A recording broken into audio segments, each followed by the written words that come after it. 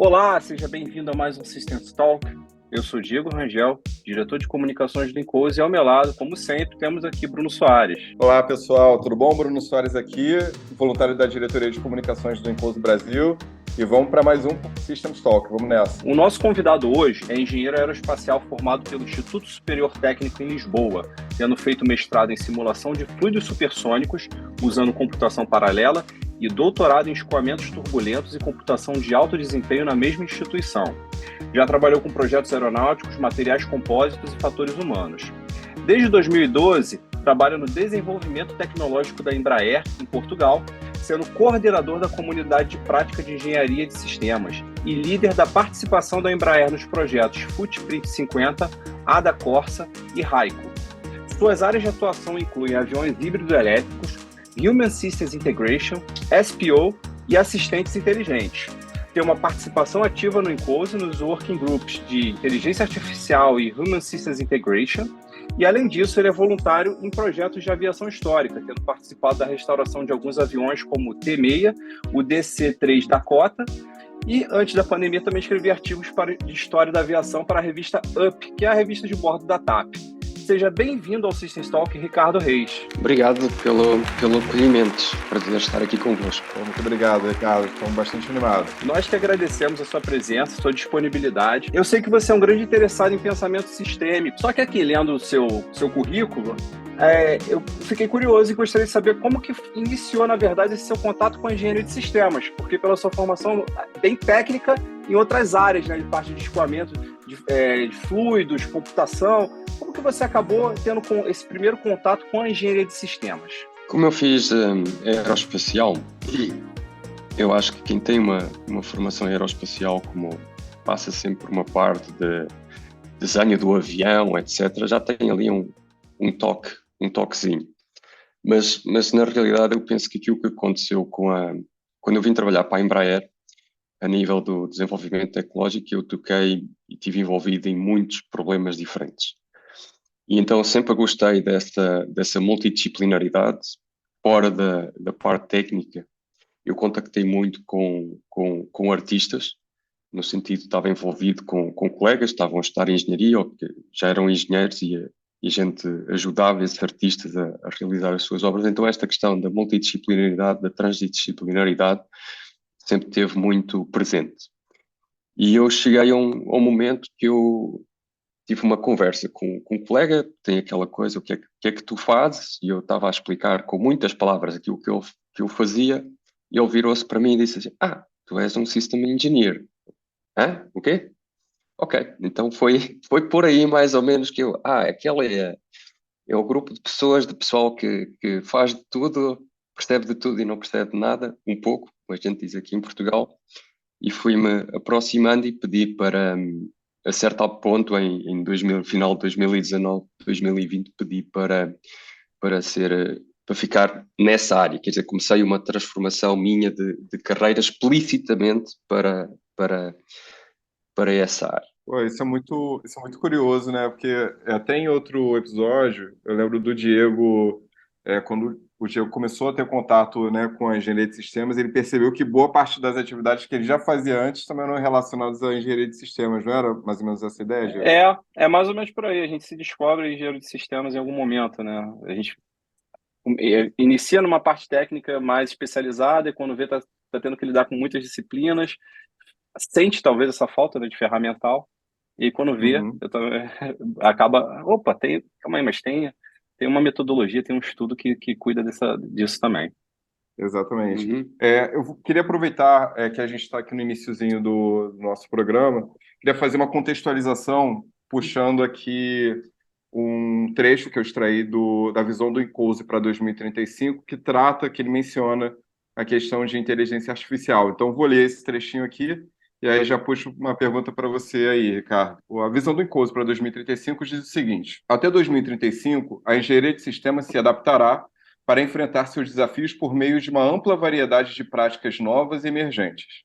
Tecnologias avançadas, como o uso expandido de inteligência artificial, incluindo machine learning, tecnologias de comunicação e novos tipos de materiais afetarão a natureza dos sistemas, como as pessoas interagem com os sistemas e a maneira como os sistemas são desenvolvidos. as práticas de engenharia de sistemas se adaptarão e serão transformadas por essas tecnologias para lidar com a crescente complexidade dos sistemas. Esse é um trecho da visão do Enclose para 2035. E aí, Ricardo, nesse contexto, eu queria perguntar para você como você enxerga o uso da inteligência artificial para o desenvolvimento, modelagem e simulação de sistemas complexos. Eu acho que nós estamos a começar a ver despontar, e acho que há outras pessoas que já estão a usar, uma série de ferramentas muito potentes que nos podem ajudar a alavancar uma quantidade absurda de dados, de informações, para nós conseguirmos gerir a complexidade. Acho que, acima de tudo, é essa a promessa daquilo que se chama AI for SE. Portanto, acho que é aquilo que acho que estás a referir da visão da Incos. Portanto, o uso de inteligência artificial para apoiar, realizar o trabalho de Systems Engineer. Nós vamos ter que lidar com sistemas cada vez mais complexos, porque eles entrosam-se uns nos outros, as taxas de mudanças, velocidades características dos nossos sistemas, elas estão cada vez mais curtas, não é? Elas são cada vez mais rápidas, a taxa de transformação, mas ao mesmo tempo, quando a gente fala na minha apreciação, não é? Estes grandes sistemas complexos, eles também são muito caros de desenvolver. E nós, quer dizer, quem está nesta área assim mais da aviação ou mais da defesa, tem muita percepção disso, que adquirimos sistemas e eles estão muito tempo em operação. Portanto, eles evolvem, não é? Então, quero dizer que eles também se transformam ao longo do seu ciclo de vida. Eles adaptam-se, eles crescem e, portanto, imaginar tudo aquilo que um sistema vai passar é difícil. Quer dizer que a gente vai ter que criar, tem que alavancar em mecanismos de aprendizagem ao longo do ciclo de vida, ao longo da operação, da utilização, fazer o feedback disso.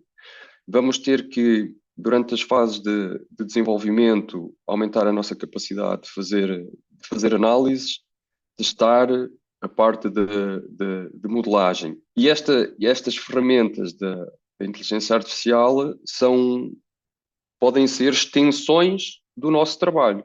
Aqui é um caso de aplicação particular, não é? Que é para Systems Engineering, quer dizer, o pessoal de análise de negócio também usa, os médicos, outras profissões também vão usar.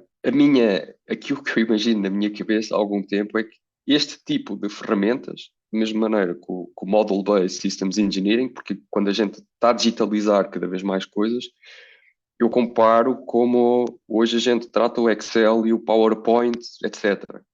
Cara, não dá para fazer trabalho de engenheiro sem uma pessoa saber mexer no Excel, certo? É uma ferramenta pobre, humilde, etc., entre aspas, mas sem Excel seria tramado fazer o nosso trabalho hoje. Então, eu acho que conseguir, porque te permite disparar estes agentes sintéticos, entre aspas, para te ajudar a fazer as análises. Portanto, são os little helpers, pequenos ajudantes que podem acelerar o nosso trabalho para a gente cobrir mais terreno, para melhorar o nosso entendimento. Porque nós precisamos de subir a parada para lidar com a abstração, não é? Acho que esse é o ponto principal, a gente precisa disto. E uma comparação que eu posso colocar quando...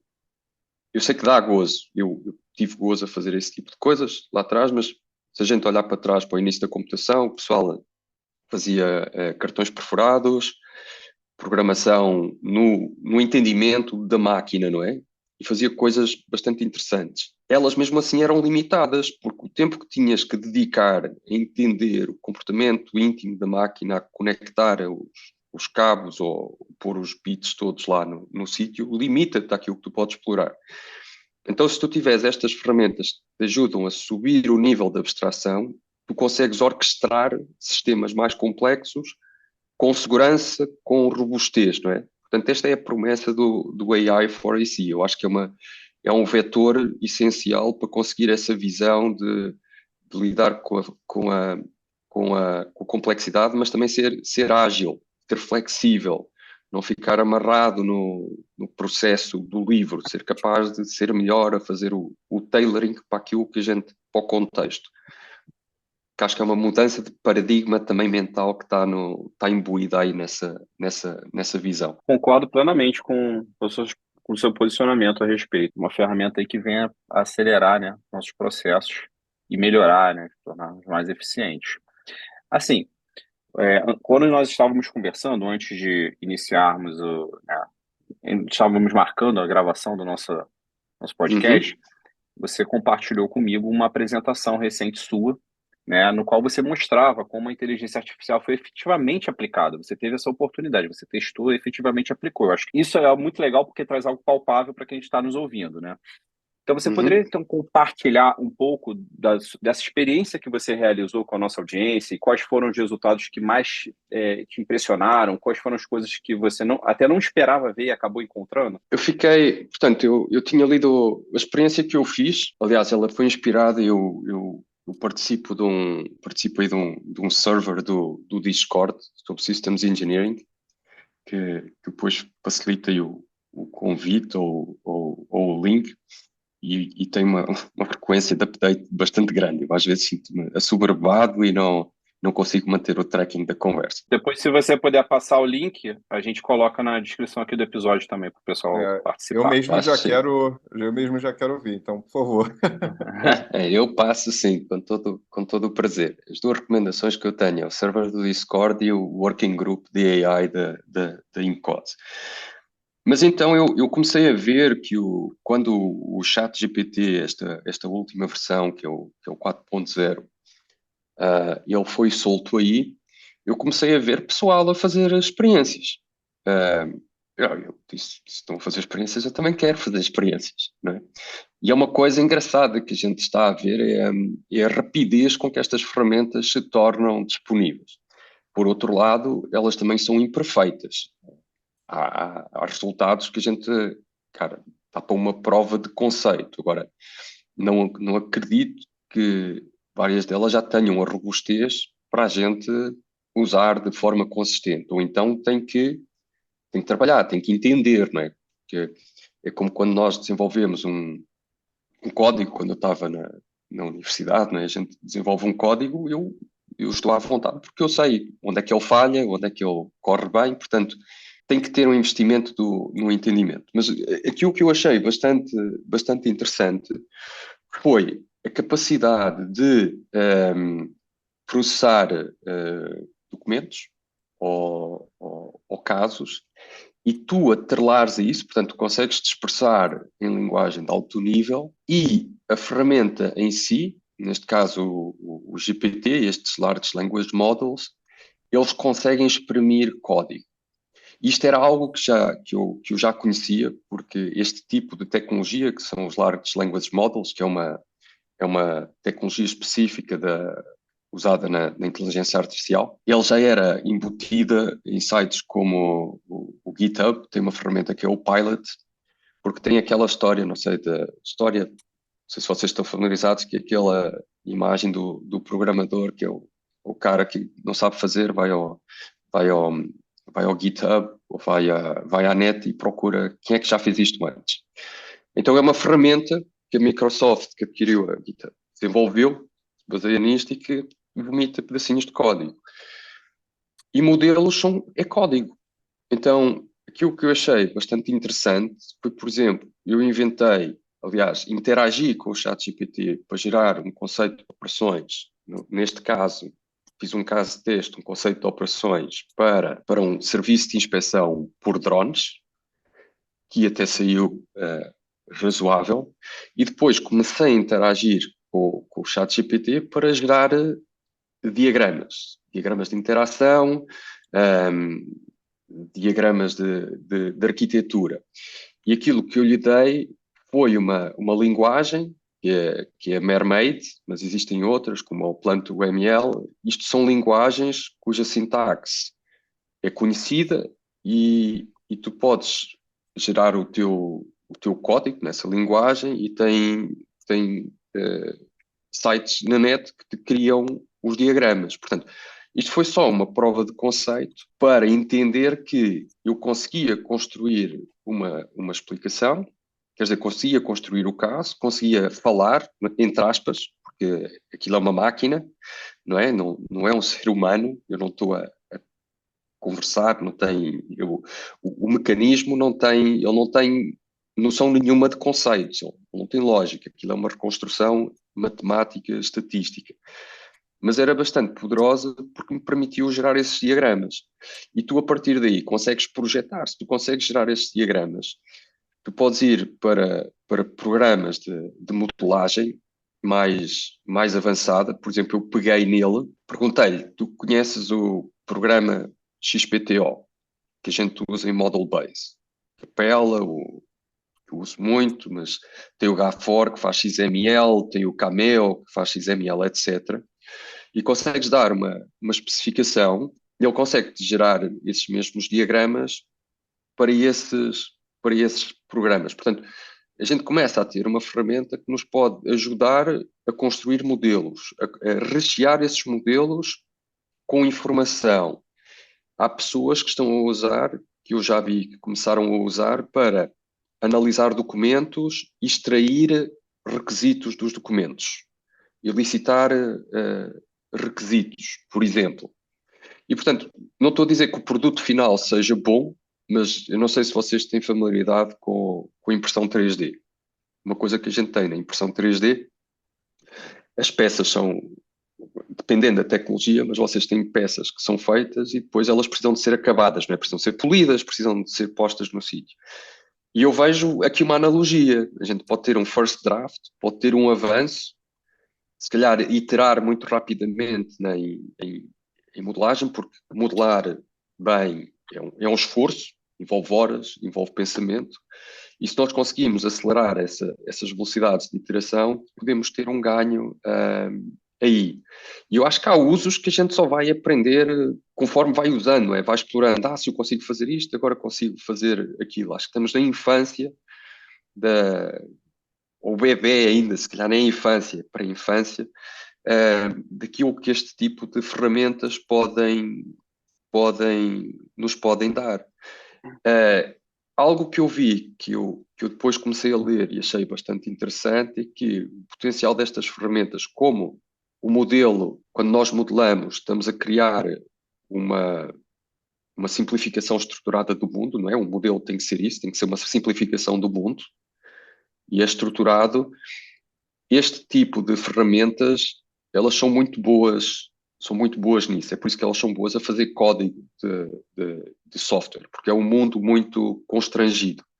E, portanto, acho que vejo grande potencial ali. Outro uso que eu não fiz, mas acho tenho a certeza que ele pode ser usado, é que um dos nossos trabalhos como Systems Engineering é conectar com vários stakeholders, não é? Um dos nossos trabalhos é promover a compreensão, promover o trabalho em conjunto. Então, vocês não sei se já leram sobre este tipo de ferramentas, que há pessoal que começou a brincar do tipo, escreve um manual da máquina de lavar como se fosse a Constituição dos Estados Unidos. Vocês têm o manual da máquina de lavar, mas escrito naquele inglês, arcaico, etc. Então, dá para alavancar em cima destas ferramentas, por exemplo, para estruturar comunicações para vários tipos de stakeholders. Olha, eu preciso de apresentar ao executivo, faço de uma maneira. Se eu preciso de apresentar ao engenheiro técnico ou ao middle management, estas ferramentas podem acelerar a preparação de comunicações para interagir com esses vários stakeholders. Portanto, acho que vejo aqui um grande mundo de promessas. Tenho certeza que há aplicações que eu pessoalmente ainda não pensei, ou que a gente ainda nem sequer imaginou, mas vão aparecer lá à frente. Com certeza. Eu queria só comentar que eu gostei muito, né, dessa ideia que você passou agora, porque é uma coisa até que eu falo muito com o Bruno isso. Geralmente, principalmente nessa questão, você tem muitos stakeholders envolvidos e você precisa, às vezes, para iniciar um trabalho, partir de algo que a gente já sabe que não vai ser bom, né? A gente tem a priori ter a consciência de que não vai ser bom, porque vai passar ainda pela crítica de muitas pessoas. A gente adota a tática, e eu não sei se isso vai soar muito estranho. Temos que ter um Judas para malhar. Então a gente tem que levar alguma coisa para que a gente já Uhum, sabe que o pessoal vai tacar pedra e que eles vão reclamar, mas tem aquele primeiro elemento defeituoso, se torna uhum, mais difícil, né? É muito mais fácil Exato. partir da crítica, né? A gente adota muito essa tática. Vamos partir da crítica aqui de alguma coisa feita que a gente já sabe uhum. que não está perfeita, para que a coisa avance, para promover o debate. E aí eu acho que a ferramenta, como você botou muito bem, né? Essa sua comparação com a impressora 3D. Você vai ter uma coisa ali que você vai já ter pronta, rapidamente você gera ela e você consegue levar ela para ser lapidada, para ser melhor trabalhada, Uhum. melhor acabada. E realmente, quando você pensa, né, em tudo que ainda pode acontecer, as aplicações que a gente até é, entra num conceito do nosso de que a gente tem de pensamento sistêmico, que é a emergência. Vai surgir ainda coisas, né, usos que nós não pensamos a partir do momento que a gente começa a incorporar isso no nosso dia a dia, esse tipo de ferramenta. Obviamente, tirado toda aquela euforia inicial que hoje a gente vê muita, né? Mas eu acredito muito, né, nessas duas coisas que você pontuou. É interessante, se me permites agarrar esse ponto. Eu estava a ler, estava a ler um paper, um artigo de um cara que eles fizeram um trabalho com este tipo de tecnologia e, interessantemente, uma das maneiras de tu aumentares a qualidade do resultado é pedir ao sistema para se criticar ele próprio. Portanto, isto é um uso que podemos fazer. A gente pode gerar ideias e depois interagir, forçá-lo a explicar, a explicar ou a criticar o próprio trabalho, a gente criticar e o resultado. Portanto, podes avançar ainda um bocadinho mais na interação com este sistema, com essa própria técnica. É algo bem, bem engraçado. Isso é muito curioso. Isso é algo que eu, particularmente, nunca tentei com o chat GPT, de pedir para ele criticar a própria resposta que ele me dava. Mas agora eu fiquei ansioso, vou testar. Isso realmente é uma funcionalidade bem interessante. Pede para ele encontrar falhas no caso e vê eu posso até procurar a referência do artigo em que eu tenho isso para passar para vocês. Eu vi na sua apresentação também que tem algumas referências mencionadas no final, Ah, nos então últimos está lá, slides. está lá Excelente. no final Aí das slides. a gente pode disponibilizar aqui sem problema algum. Ricardo, um aspecto também que me chamou a atenção, né, quando você estava explicando para a gente, você começou falando, olha, essa ferramenta é muito útil, mas ela não é perfeita, né? E aí é importante, me parece também ser importante que a pessoa que está perguntando ou pedindo algo para o chat GPT, no caso, ela tenha um conhecimento para que ela consiga avaliar se a resposta que ela está recebendo é uma boa resposta ou não, mesmo que a gente entenda que há falhas, mas acho que é muito útil também para a gente Uhum, já ter uma noção de, até para facilitar essa interação também, né? Para olhar e falar assim, olha, isso daqui não é exatamente isso que eu estava pensando. Eu pensei em alguma coisa mais ou menos nesse sentido, ou isso daqui está errado, vou colocar assim entre aspas. E aí eu queria puxar, a pergunta que eu queria puxar nesse contexto é quais são os principais desafios, assim, na sua visão, para nesse trabalho de incorporar a inteligência artificial na engenharia de sistemas, por exemplo. eu posso pegar o gancho e pensar, não só incorporar portanto, pensar em engenharia de sistemas como um sistema. E aí o cara de engenharia de sistemas vai aplicar engenharia de sistemas para fazer engenharia de sistemas, que era o outro ponto que a gente tem lá na visão, que é o outro termo, né? SE for AI, Uhum. Systems Engineering, para fazer engenharia de sistemas que têm inteligência artificial, portanto, sistemas inteligentes, sistemas com aprendizagem, não é? E aí nós temos vários vários pontos de preocupação. Se eu começar pelo ponto que estavas a colocar, é que estes sistemas são imperfeitos, eles evolvem. Falando em inteligência artificial, nas várias técnicas que há, portanto, não específico, posso voltar depois aos Large Language Models, não é? aos GPTs, etc. Mas havia uns pontos que eu queria passar para todos os colegas que estão a ouvir, que é também uma preocupação, que é, com o passar do tempo, inevitavelmente, nós vamos estar envolvidos no projeto, na engenharia deste tipo de sistemas. A inteligência artificial vai ficar barata, entre aspas. Nós hoje já vivemos o dia a dia. Todos os dias interagimos com sistemas que têm um bocadinho de inteligência artificial lá dentro. Quando começamos a falar de sistemas críticos, sistemas com impacto na vida, que podem danificar a propriedade, podem afetar a saúde, a vida das pessoas, o nível de exigência e a robustez tem que aumentar. Estes sistemas são treinados com dados. Então, nós como engenheiros de sistemas, começa a haver uma preocupação, os dados que são usados para treinar o sistema, porque esses dados acabam por ser o código com que a gente está a criar o algoritmo. No software tradicional, eu fiz código, a gente programava a lógica, não é?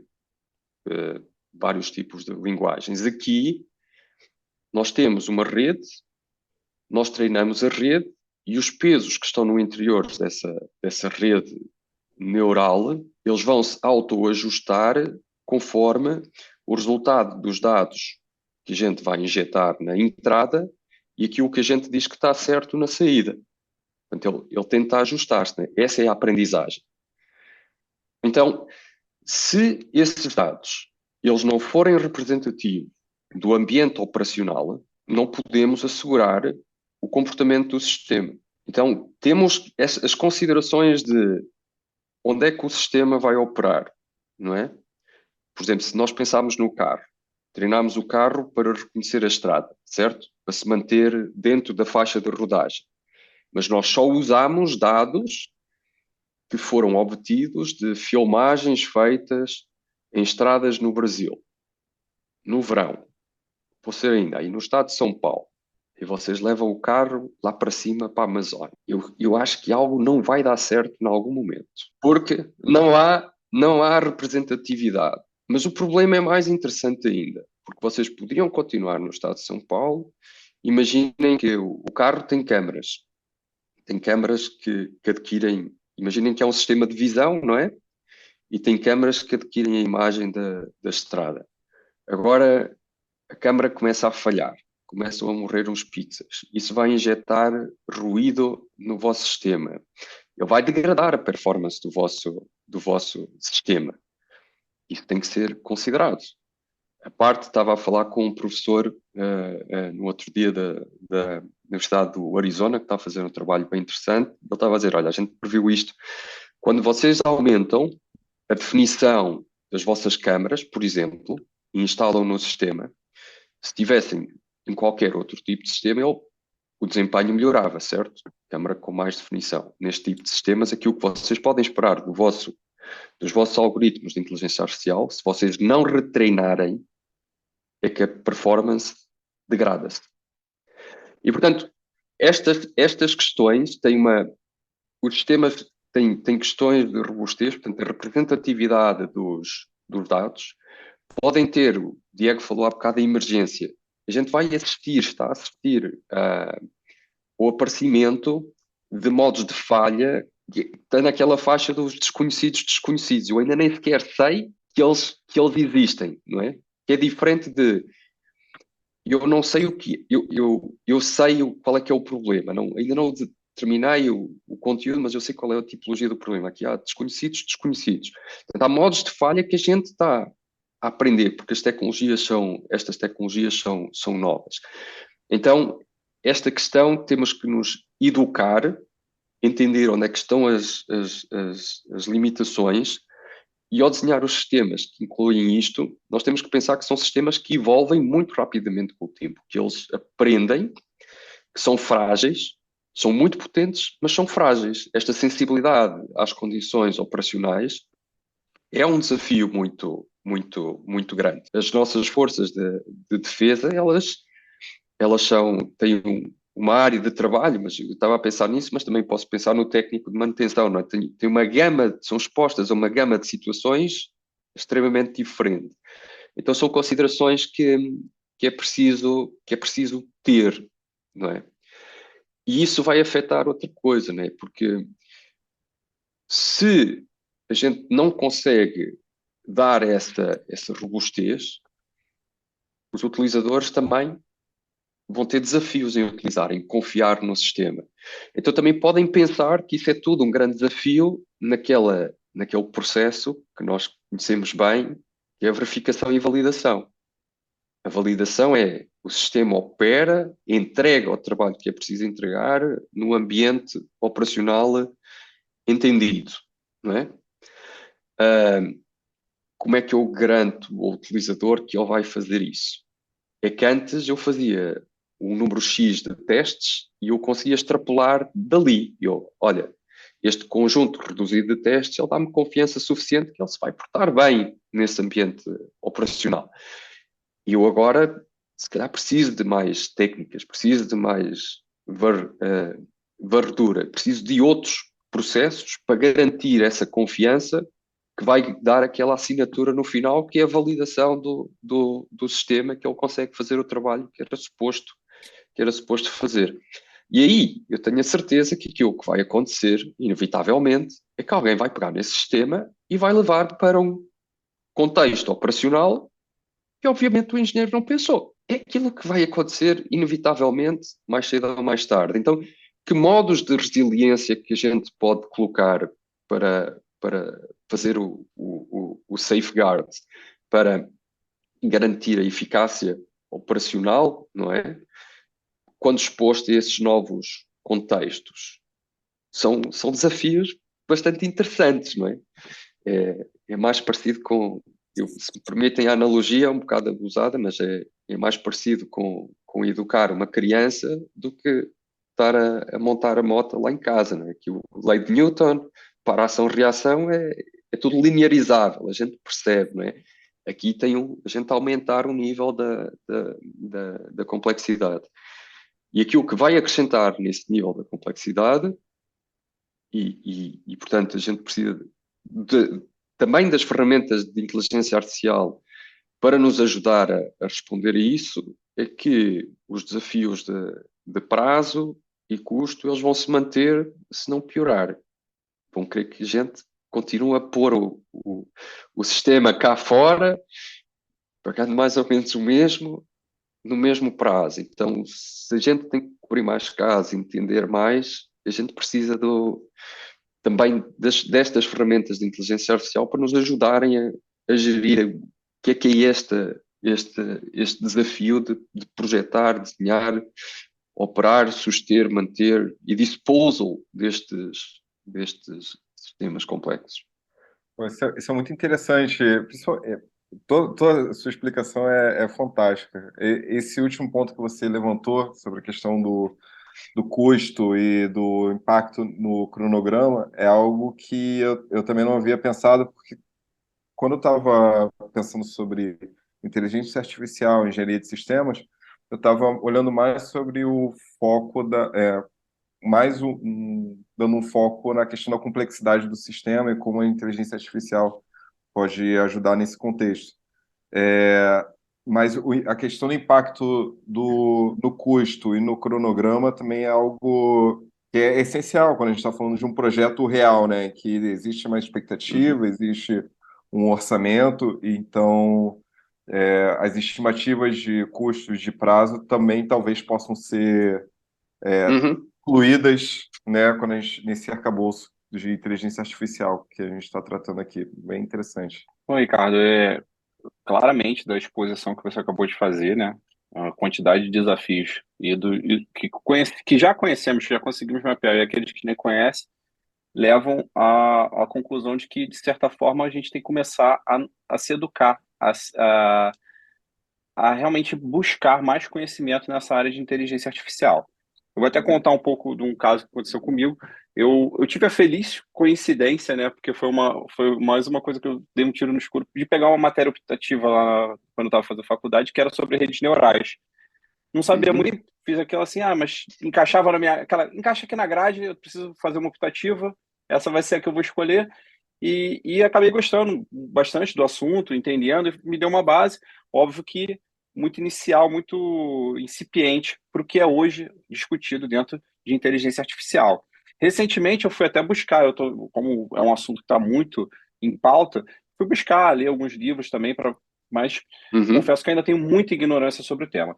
Então, nesse sentido, o que você acredita ser importante para quem quer começar a estudar essa parte de inteligência artificial? E que conselhos você daria para o engenheiro que já sabe, independente da área que vai atuar, ele vai ter que se envolver com inteligência artificial? E, assim, acho que o engenheiro de sistemas, ele não se vai substituir ao data scientist, o cara que vai fazer o software, etc. Mas ele precisa de adquirir um pouco do entendimento do domínio, entender onde é que estão os pontos fracos, as falhas. Acho que ajuda a ler ou fazer alguns cursos. Existe uma série de cursos básicos para entender quais são as principais características destes sistemas. E também para evitar cair em alguns mitos. As máquinas não pensam. O GPT, os chats GPTs e os GPTs da vida, por exemplo, eles não manipulam conceitos lógicos. Tu fazes uma pergunta, eles respondem, é uma relação matemática de predição, não há articulação lógica. Porque o Bruno perguntou cuidados, não é? A gente está a falar, não está à espera. E é por isso que eles às vezes dizem coisas, as pessoas dizem que eles alucinam, não é? Eles estão a criar artefactos, não é? Glitches, que não têm sentido nenhum. Então, acho que é preciso educar para entender, por exemplo, a nível de requisitos de dados, o que é importante. Eles estão lá colocados. Acho que uma parte muito importante, pelo menos para mim, é a interação com o utilizador. O que é esse contexto de interação com o utilizador? Será que o utilizador pode ser levado a fazer coisas erradas ou pressupostos errados ou a interagir com o sistema? Se o sistema fizer algo absurdo, ele vai ficar na mão. Então, estes aspectos de integração do humano com o sistema, eu acho que para mim são extremamente importantes. E acho que faz bem ler, começam a aparecer uma série de livros sobre o projeto destes sistemas inteligentes. Projetar sistemas inteligentes, projetar sistemas de aprendizagem. Portanto, acho que a minha recomendação de fazer algum curso, tem alguns cursos disponíveis, alguns até gratuitamente, bastante bons, de referência, para entender as bases, o que é o core, é preciso saber a linguagem, certo? O que é um Systems Engineer, que, por exemplo, que acho que é mais ou menos a nossa, que é algo que eu observo que está a mudar, não é? Mas que vem do nosso viés, não é? Porque a gente fez uma formação técnica e depois descobriu que estava lá, certo? Eu não fiz Systems Engineering na faculdade, agora já há cursos para esses, né? Facilita a gente falar a mesma linguagem, entender. Eu já não preciso ser o perito do assunto da aerodinâmica ou de estruturas, mas facilita. Então, acho que é preciso cultivar esse conhecimento da linguagem. Algo que eu até posso sugerir é interagir com os próprios sistemas do GPT, etc., para aprender, que é uma coisa interessante. Já vi que há pessoas que fazem isso, que jogam lá as matérias e começam a chutar bolas de um lado para o outro para aprimorar. Era essa a minha recomendação, entender o core do que é que esta tecnologia implica, onde é que estão as falhas e trazer isso para as considerações do ciclo de vida, para melhorar a parte de requisitos, para tornar o sistema robusto, as análises funcionais, as questões de falha, o reliability, etc. É preciso adquirir, entender isso. E, chutando isto do ponto de vista de projeto, o outro chute que eu faria é experimentem, façam, interajam, tenham um problema, para aprender, nada como ter um problema que precisa ser resolvido, né? Ter uma comichão para coçar. Alguém que tem uma comichão para coçar, cara, é a maneira que aprende mais rápido. Se tem uma comichão para coçar, que se calhar um destes temas vos pode ajudar, façam um mini projeto, experimentem no trabalho. Eu vou tentar resolver isto, pode acelerar aqui, que é uma maneira excelente de adquirir competência em usar, porque temos que ser, se nós formos power users, quer dizer que a gente está mais pronto para conhecer onde é que podem estar os pitfalls, né? As armadilhazinhas, e quer dizer que quando estamos a falar com os nossos pares, com os outros engenheiros, a engenheirar o sistema em conjunto, a gente fica melhor a fazer as perguntas certas, né? Eu costumo dizer, nada pior do que dar a resposta certa para a pergunta errada. E acho que é uma arte que nós, Excelente. parte da engenharia de sistemas, é aquilo que a gente tem que cultivar, é ser bons perguntadores, certo? Com certeza. Curiosos. Isso é bem bacana, porque quando a gente perguntou, né, a respeito dos testes que você tinha feito, o primeiro que você falou, né, e eu tinha visto, foi do Conops. E a gente fez uma coisa parecida também, né? A gente tentou utilizar o ChatGPT ali no desenvolvimento de um Conops, fazendo algumas perguntas para ele, vendo como é que ele reagia, né? Esse foi até o Bruno que fez. E aí a gente vai descobrindo as fragilidades dele, né? Isso que é legal. Exato, exatamente. A gente foi. A gente, beleza, entendeu que a gente precisaria de um ConOps para dar um primeiro passo em relação a uma demanda que a gente tinha. Então, lógico, né? Existem algumas referências, existem modelos, só que a gente entendeu que o ConOps também tinha que se adequar ao contexto em que ele estava sendo inserido. Então, significa que todo template que a gente encontraria, ele se adequaria perfeitamente. Então, o ChatGPT ajudou muito, principalmente a sair da inércia. Uhum. Ok, essa é a cara do Conops, isso aqui são os tópicos que ele deveria conter. Tudo bem, mas esse tópico aqui, eu não sei se, acho que ele não se aplica para mim, e aí existe essa interação com a inteligência artificial é muito benéfica, né? Porque você consegue ir refinando Uhum. enfim, a resposta que você vai recebendo, né? Uhum. Isso é uma experiência que vocês podem fazer agora. Se tem o Conops, é pegar no Conops, dar para o chat GPT e perguntar, faz um resumo executivo para apresentar ao CEO, e depois faz um resumo executivo para apresentar ao CFO, não é? O cara do dinheiro e o cara da decisão, e ver como é que ele muda a linguagem, a abordagem, que era aquela conversa que estávamos a ter há pouco de adequar ao stakeholder, né? Eles às vezes falam linguagens diferentes, né? O engenheiro-chefe não fala a mesma linguagem necessariamente com o responsável financeiro, né? O foco está em sítios diferentes. Exatamente. Isso me lembra até o primeiro episódio dessa segunda temporada de Systems Talk que a gente está gravando. A gente gravou com o Ricardo, que é o presidente do Esposo Uhum. Brasil. E aí, quando o Diego perguntou para ele, assim, se ele pudesse resumir, enfim, resumir em uma frase o que é ser um engenheiro de sistemas, ele usou o termo que eu achei muito bom, que é que o engenheiro de sistemas é um tradutor de mundos. E aí é Uhum. muito interessante esse exemplo que você está propondo, porque é uma capacidade que o engenheiro de sistemas tem que ter, que é justamente lidar com diferentes stakeholders, que têm diferentes expectativas, diferentes vivências e saber dialogar com essas pessoas diferentes de uma forma mais adequada, né? Saber direcionar as informações. Eu adorei Uhum. isso, esse exercício que você propôs, achei ótimo. Ricardo, a gente falou um pouco também sobre a questão das discussões que são geradas, têm sido geradas por conta da inteligência artificial, e a gente também Uhum. mencionou os cuidados que a gente tem que ter em relação a isso. E aí eu queria perguntar para você, quais são as considerações do ponto de vista ético e de segurança que você entende que seriam importantes a gente ter ao utilizar a inteligência artificial e até mais especificamente no âmbito da engenharia de sistemas, por exemplo? Cara, essa pergunta é profunda, toca-me, toca-me bastante. Aquilo que nós temos.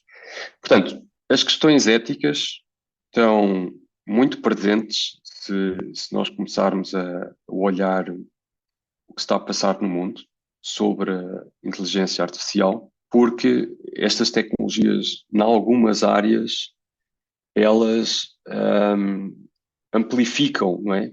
Pequenos, como é que eu ia dizer? Elas amplificam ou dão aso a situações de, com impactos de grande escala a nível social.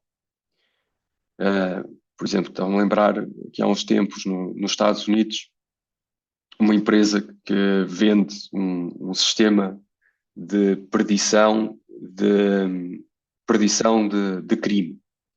Só que como o sistema de predição de crime foi treinado na base de dados das pessoas que eram presas, ela estava enviesada, portanto, o bias, não é? Ela tendia a predizer que determinado tipo de pessoas, com determinadas características socioeconómicas ou de cor, eram criminosos.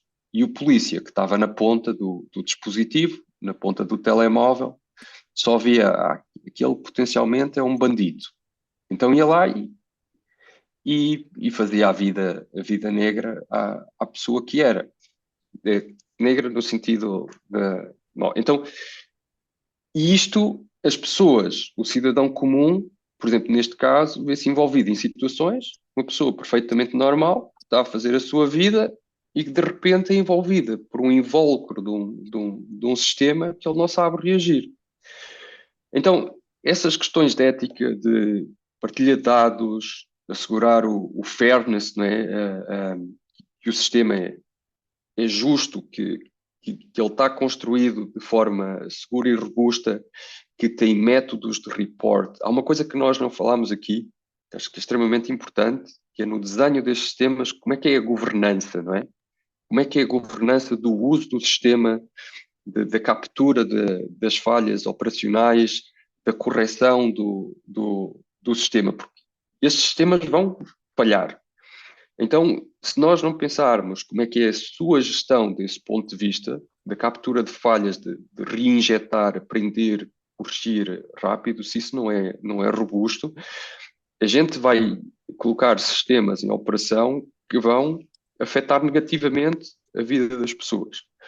O I3E está a desenvolver um standard de guideline ético para a engenharia. Existem outros standards que estão a ser desenvolvidos, é uma área de grande pesquisa. Na União Europeia está a ser formulada uma lei geral para toda a União Europeia para regular sistemas que têm inteligência artificial, fazendo uma categorização a nível de riscos, não é? O potencial impacto de risco que isto vai ter na vida das pessoas. Nos Estados Unidos, eles criaram apenas uma intenção de guideline, não há nada transcrito no Congresso, nem nada disso, mas eu acho que era importante, como System Engineer, porque acho que também é uma atividade, se a gente está a fazer, é porque nos preocupamos com todo o sistema, não é? Não é a performance do componente, é o todo. E geralmente eu tendo a pensar que as pessoas que se preocupam com o todo têm assim um olhar broad, não é? Vem o sistema e para além do sistema, não é? A envolvência, o mundo, que acho que é algo que devemos cultivar. Então é preciso capturar, educar para entender, tentar projetar esses potenciais impactos. Aí é que está, acho que a ética, não é? E depois há questões mais diretas, não é? Por exemplo, quem está na área de defesa, uma grande questão das Forças Armadas é se permitem ou não sistemas de letalidade autónoma, não é? O próprio sistema pode decidir sozinho se aperta o botão ou não. Há países que são opostos, O Brasil é um país que se opõe a esse tipo de armas, pelo menos da última vez que eu o vi. Há outros países que estão ali mais on the fence. Acho que isso é uma questão ética, que as pessoas podem decidir ou não participar no projeto desses sistemas. Mas outros sistemas, como este que eu estava a falar, de predição de crime, por exemplo, atribuição de créditos, uma coisa que acontece muito onde isto é usado. Sistemas de atribuição de risco para a pessoa obter um empréstimo, ter um empréstimo da casa. Um sistema que é treinado com dados parciais, que estão enviesados, ele vai discriminar a obtenção de empréstimos para uma determinada classe de pessoas. Então há pessoas que de repente se veem vedadas, não é, a conseguir evoluir na vida delas, porque existe um sistema qualquer, algures, que elas não sabem, não conseguem interagir com elas, nem sequer se apercebem do que é que está a acontecer. Estes são algumas questões sociais que estão a acontecer com o deployment destas tecnologias. Portanto, esta questão ética, eu acho que é bastante importante. Tem uma coisa que se chama o problema do alinhamento, não é? É que as empresas, elas estão ligadas para fazer dinheiro. Então, eu, no outro dia, cruzei-me, a semana passada, tenho isto aqui a ecoar na minha cabeça, que é, no longo prazo, todas as tecnologias tendem para o dinheiro. Every technology will bend towards money. Vai ser... então é preciso ter isso em atenção e nós mesmos cultivarmos, interagirmos, também alargarmos essa consciência. Portanto, há uma coisa que eu acredito profundamente e que é independente de systems engineering, etc., tem a ver com engenharia. Eu acho que o engenheiro, como nós criamos coisas no mundo, estruturas, sistemas, como fazemos parte disso, nós estamos a dar o potencial das pessoas se amplificarem, não é? Por exemplo, o engenheiro civil que projeta uma estrada que liga a cidade A à cidade B, ele está a acelerar o movimento entre as duas cidades, mas ao mesmo tempo ele está a restringir, as pessoas vão por aquela estrada, elas já não vão ao lado, não é? Se eu antes tinha a estrada pequenina e tinha imensos comércios nas cidadezinhas, etc., quando eu crio uma autoestrada, esse comércio vai secar, não é? São opções. Portanto, a gente modifica o mundo, a gente modifica aquilo que as pessoas fazem ou deixam de fazer. E isso tem uma presença ética nossa, não é? Se queremos modificar o mundo, acho que a gente deve assumir essa responsabilidade e refletir, não é? Que mundo é que a gente quer potenciar, que mundo é que a gente quer criar. E depois, claro, não podemos também perder o sono assim com isso, porque todos nós temos o nosso raio de ação, não é?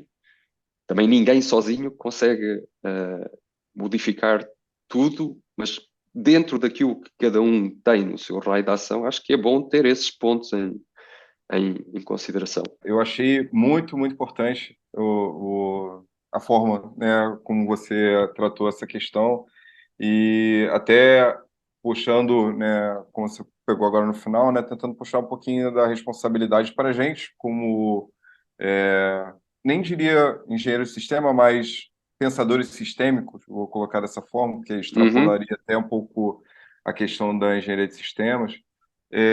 Como, assim, na sua visão, utilizando essa ideia do pensamento sistêmico, a gente conseguiria mitigar esses efeitos que preconceitos e vieses, enfim, os efeitos que preconceitos e vieses têm nos dados que são utilizados para treinar os modelos de inteligência artificial. Enfim, a ideia é tentar exercitar aqui como a gente poderia dar a nossa contribuição para mitigar esse tipo de problema. Boa, eu entendo que algo que vem da parte da abordagem sistémica, não é? É de facto trazer as considerações do ciclo de vida, do contexto operacional e enriquecer os potenciais de stakeholders, daqueles que interagem com o sistema, para a gente garantir que tenha a diversidade. E ainda assim, potencialmente, pensar como é que, a nível do ponto de vista da arquitetura, eu crio ali um buffer, não é? Para acomodar coisas interações com pessoas que a gente nem sequer imaginou. E acho que há uma boa prática, uma prática apropriada, que é tentar envolver essas considerações, as considerações desses stakeholders quando nós estamos a pensar o sistema. Portanto, aqui a questão dos utilizadores, acho que aí devemos juntar, trazer o chapéu de cima, como falaste, o pensamento sistémico, não é? Que é para juntar a engenharia de sistemas com coisas como o design thinking, não é? Que nos ajudam a entender o entorno. Acho que a gente tem que cultivar mais, entender o entorno antes de sair correndo fazendo. Ou melhor ainda, antes de sair correndo fazendo e de repente pondo lá fora para as pessoas experimentarem e as coisas começam a acontecer e a gente perde controle. Então eu acho que esse é o conjunto de ferramentas que a gente deve exercer, portanto, porque tu só consegues garantir a representatividade dos dados se tu conseguires colectar e garantir que eles têm, se tu entendes qual é que é a abrangência que eles têm que ter, não é? Se não entendes qual é que é a abrangência, tu não consegues garantir a representatividade. Então, provocar, não é? Questionar, como falámos há pouco, quem adquire os dados, quem é que é o deployment, ok, mas não pensas neste caso e este utilizador não vai interagir com ele, e se alguém pegar e fizer isto de repente, acho que a gente deve também exercer mais esses casos casos hipotéticos, não é? Existe uma técnica que eu gosto bastante, que que chama o pré-mortem, que aprendi com aquele livro do Thinking, Pensar Lento, Rápido e Devagar, do Daniel Pensando Kahneman. rápido e devagar, isso. Isso. Que é, a gente teve esta ideia, teve este conceito, tem este sistema. Neste caso, aí, lá no livro é sobre um projeto, mas a proposta que é feita é, olha, agora a gente coloca-se e vamos imaginar que deu tudo errado. Passaram 10 anos, a gente jogou a coisa, deu tudo errado.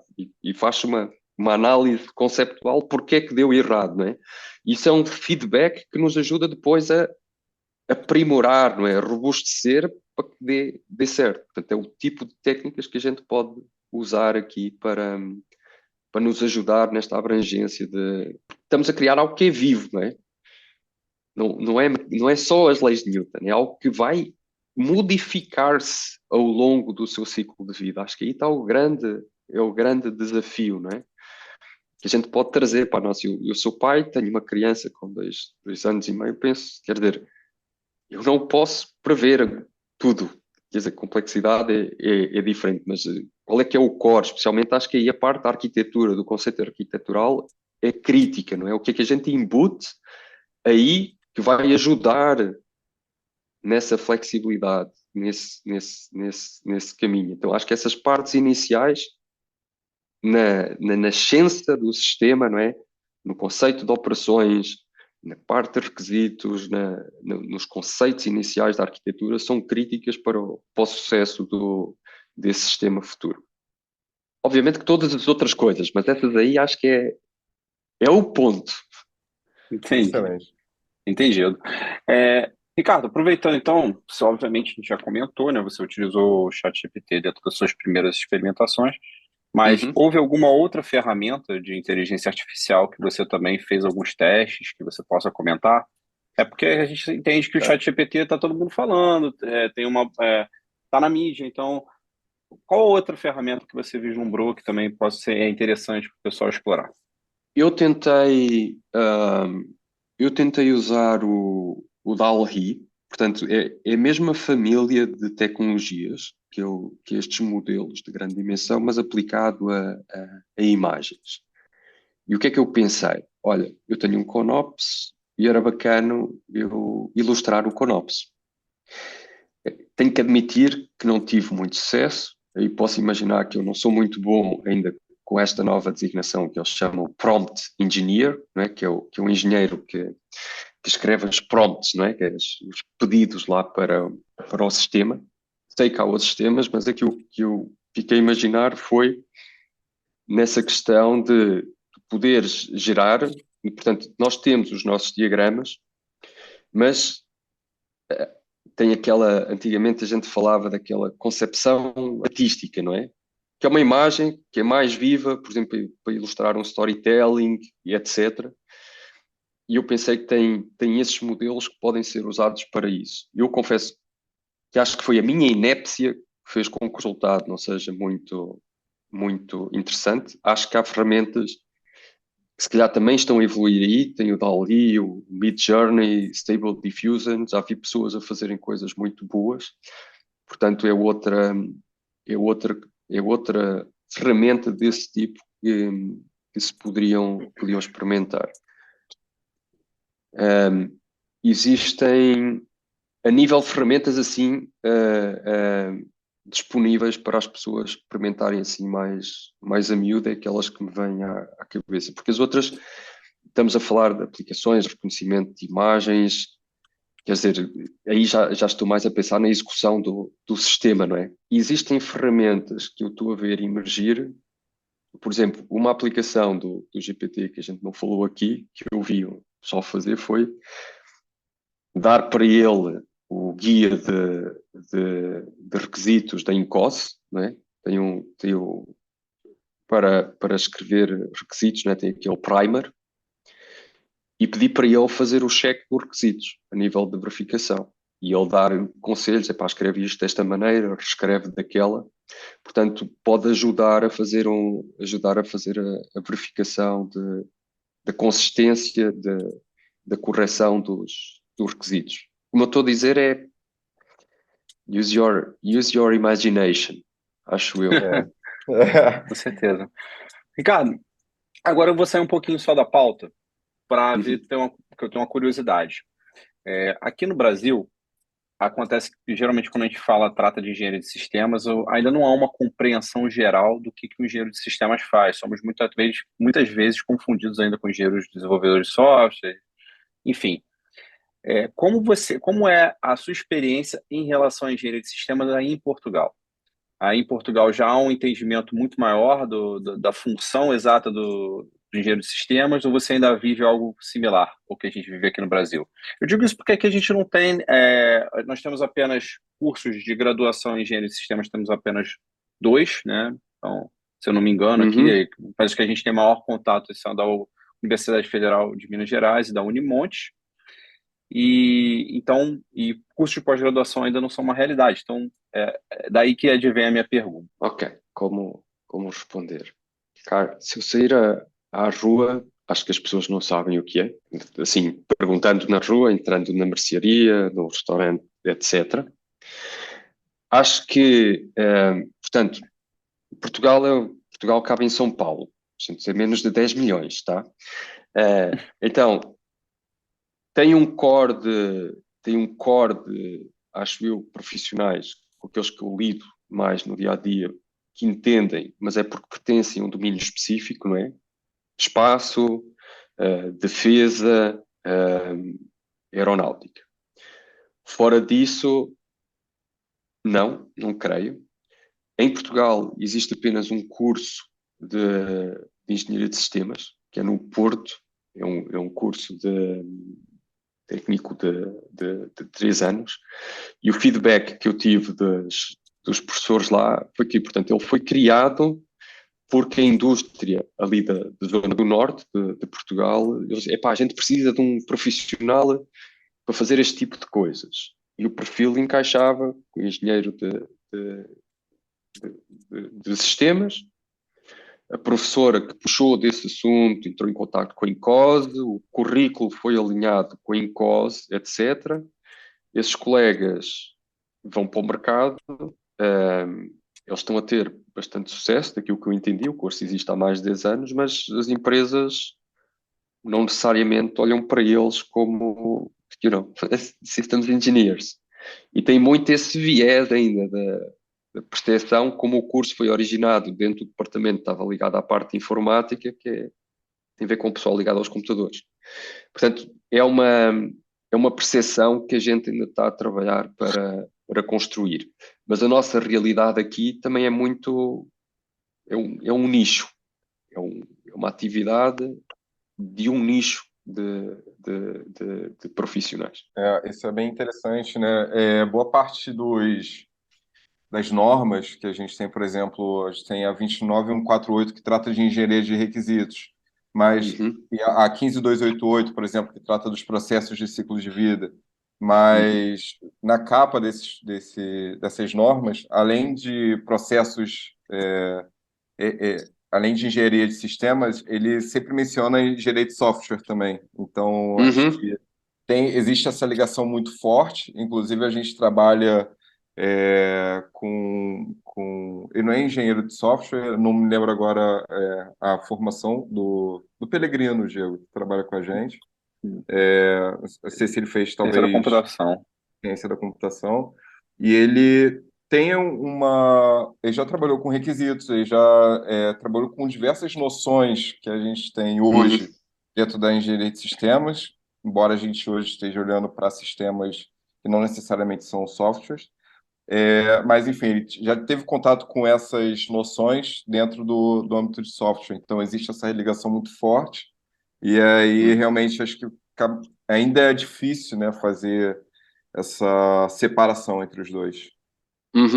Uma coisa que eu pegando aí o gancho de Portugal e do Brasil, nós temos a mesma língua, o português, mas às vezes a gente usa palavras diferentes e fala de maneira diferente, sem dúvida. Mas eu acho que aquilo que às vezes separa mais é a questão do vocabulário nas áreas, agora estou a falar nas áreas técnicas, não é? Por exemplo, se eu for para a parte de eletricidade, nós dizemos resistência, vocês dizem resistor, nós dizemos condensador, vocês dizem capacitador, se eu me recordo. Tem palavras diferentes. Na aviação também tem os termos técnicos diferentes.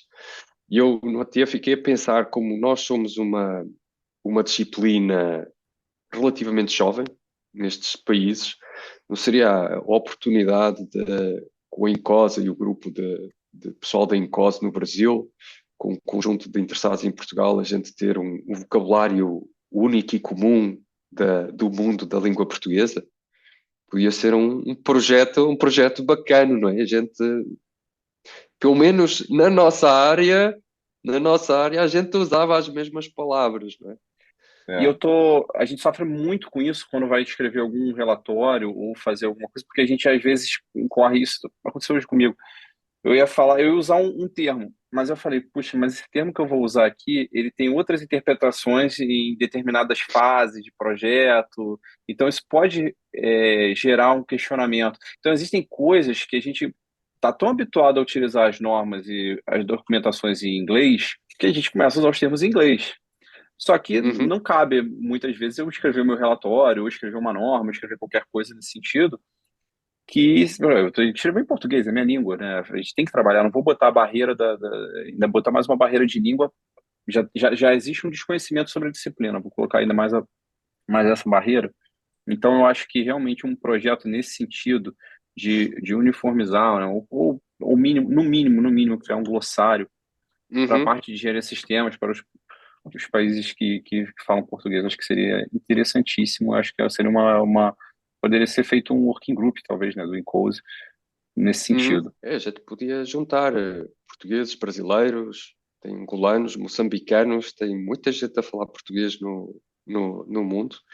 Acho que um glossário seria bastante interessante como projeto. Porque muitas vezes até quando eu posso traduzir uma coisa de um jeito, você traduz de outra, né? Estamos falando a mesma coisa, mas pode gerar um ruído, né? O problema todo desse é só que a gente evite que seja gerado ruídos de comunicação. É algo bem grande, né, na verdade, né? Pode às vezes parecer algo relativamente simples, não, só ajustar aqui os termos, mas isso seria muito importante, não só para a engenharia de sistemas, mas até para os países que utilizam a língua portuguesa, tem a língua portuguesa como língua mãe. Acho que seria um passo muito, muito importante mesmo, de fato. Fica aí o desafio da gente lançar um working group. Acho que entre os dois, acho que era uma coisa bacana. Pelo menos aqui já somos 4. Agora é só uma questão da gente começar a buscar pessoas de outros países que falam português. E só para contextualizar quem está ouvindo, né? Somos 4 porque temos aqui o nosso editor, Ricardo Sugita, que está Participa de todos os podcasts, mas de maneira muda, sem emitir nada.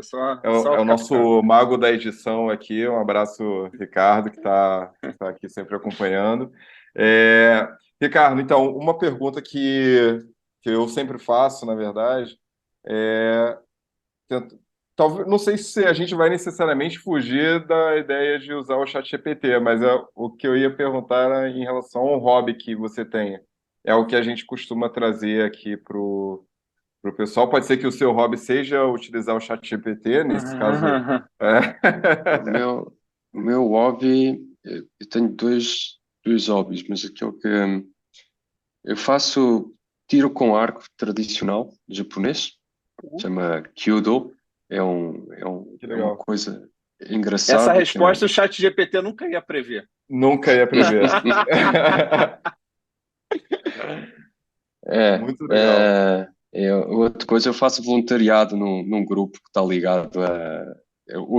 Agora neste momento não tenho conseguido participar tanto, mas que faz restauro, manutenção de aeronaves históricas, é pessoal que gosta da aviação histórica. Esses são aí os meus hobbies. Pô, excelente. E uma outra pergunta que a gente gosta de fazer, até para a nossa audiência, principalmente, é pedir umas dicas de livro. A gente falou de alguns aqui, né? O Pensando Rápido e Devagar, por exemplo, mas, enfim, a ideia seria um livro que você... Pode ser ligado à inteligência artificial ou não, enfim, o que você sentir que você gostaria de compartilhar. Posso sugerir dois livros que são ângulos bastante diferentes.